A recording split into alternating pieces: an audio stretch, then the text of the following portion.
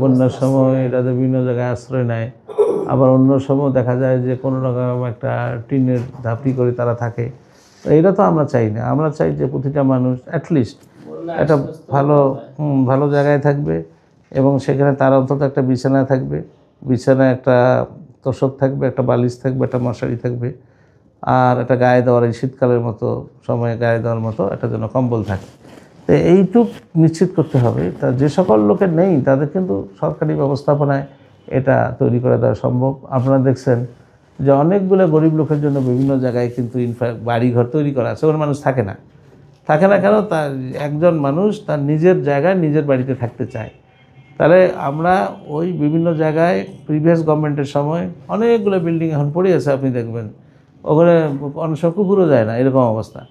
তার সেখানে যদি ওখানে যে টাকা পয়সা খরচ হয়েছে তার চেয়ে কম টাকায় আমরা যদি তাদেরকে যদি আমরা 20,000 টাকা, তার সাথে আমরা 6 বান্ডিল টিন এটুকু যদি দেই, এর সাথে যদি আমরা একটা ল্যাট্রিনের ব্যবস্থা করি, একটা নলকূপের ব্যবস্থা করে দেই, তাহলে ওই ফ্যামিলিটা কিন্তু হ্যাপি।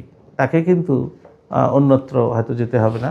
এবং শুধু তাই না, যে সকল ফ্যামিলি কোনো ইনকাম নেই এবং অনেক বয়স্ক, যাদের ইনকাম করা সম্ভব না, তাদেরকে অলরেডি সামাজিক নিরাপত্তা বলের অধীনে তাদেরকে একটা ভাতা দেওয়া হয়, সেটা হয়তো 650 টাকা বা 700 টাকা। তো ইজিলি এটাকে 1000 বা 1500 টাকা করা সম্ভব। যে চুরি চামারি না হয়, কমিশন বাজ বন্ধ হয় এবং আমরা যদি সবাই সৎ থাকি, তাহলে দেখা যাবে তাদেরকে 1500 টাকা করে প্রতি মাসে দেওয়া সম্ভব। 1500 টাকা করে আসলে মোটামুটি তারা কিন্তু খেয়ে পড়ে চলতে পারবে, তাদের কিন্তু অভাব অনটন থাকবে না। হয়তো অসুখ বিসুখ যখন হয় তখন তা অসুখ বিসুখ তো আমি বললাম যে এদেরকে আমরা ফ্রি ট্রিটমেন্টের ব্যবস্থা করবো, যেখানে তাদের একটি পয়সা খরচ হবে না, সেটা করা সম্ভব। আর কিছু মানুষ আছে যে হয়তো কিছু প্রতিবন্ধী রয়েছে মানুষ, আবার কিছু মানুষ রয়েছে একেবারে ডিসেবলড, তা সেটা আমাদের সোশ্যাল ওয়েলফেয়ার ডিপার্টমেন্ট থেকে তাদের জন্য ব্যবস্থা রয়েছে। কিন্তু আরও যদি ইফেক্টিভ ব্যবস্থা আমরা করতে পারি, কার্যকরী ব্যবস্থা করতে পারি, তাহলে তারা কিন্তু এই ডিসেবিলিটি নিয়েও তারা সুখে শান্তিতে এই বাংলাদেশে বসবাস করতে পারবে। বাংলাদেশের মানুষ তো ভালো, একজন মানুষ আরেকজনের সুখে দুঃখে পাশে দাঁড়ায়। তো এরকম আমাদের নৈতিক দায়িত্ব হলো আমরাও মানুষের পাশে দাঁড়াতে চাই।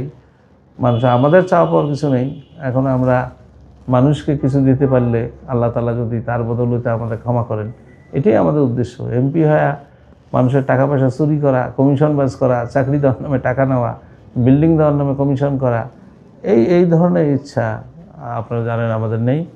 আমরা চেষ্টা করব নিজেরা সৎ থেকে মানুষকে ভালো রাখার, মানব কল্যাণ করার। এই জনপদ যেন একটা স্মার্ট উলিপুর উপজেলা হয়,